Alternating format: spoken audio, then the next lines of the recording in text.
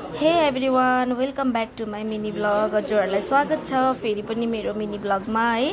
र आज चाहिँ म बर्थडेको मिनी ब्लग लिएर आइरहेको छु। र यहाँनिर के अब बिहानको ब्रेकफास्टहरू पाक्दै थियो र हामी के बनाउँदै थियौँ नि त। अब सिम्पल बर्थडे सेलिब्रेसन गर्ने भनेर है।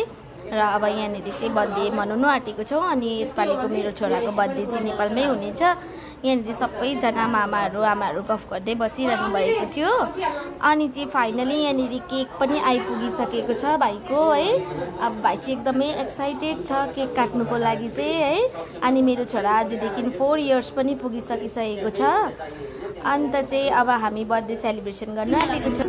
Happy birthday to you. Happy birthday to you.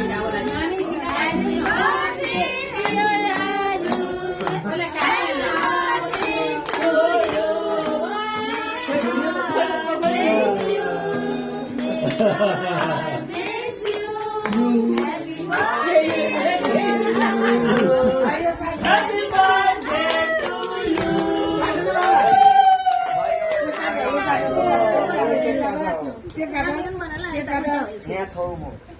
Happy birthday, my love.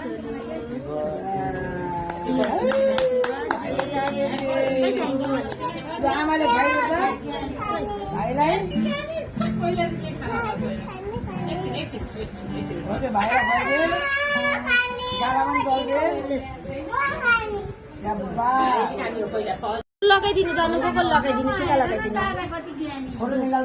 निकालिदिन्छु लु लाउनु। आज त हाम्रो भाइले नेपालको पैसा पाएछ सबै।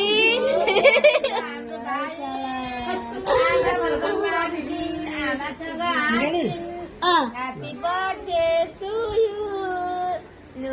Two and. Thank you. Thank you पेकुजा पेकु लगा। म लगाइ त म लाउँछु ला। मामु बस्छ नि। Happy birthday मेरो छोरा।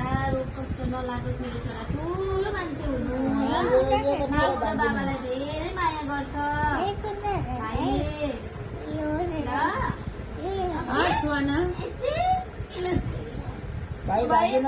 मामुलाई गिफ्ट के मागेको थियो?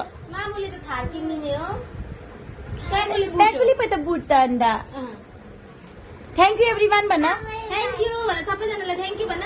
र हामीले फाइनली भाइको केक पनि कट गरिसक्यौँ है। र यसरी सबैजनाले भाइलाई टिका लगाइदिनु हुँदै थियो है। अन्त चाहिँ यसपालिको बर्थडे चाहिँ यस्तै भयो भाइको चाहिँ है। त उसको बाबा चाहिँ आउनु भएको थिएन र हामीले उसको बाबालाई पनि एकदमै मिस गरेको छौँ। र यसरी नै मामाले माइजूले भाइ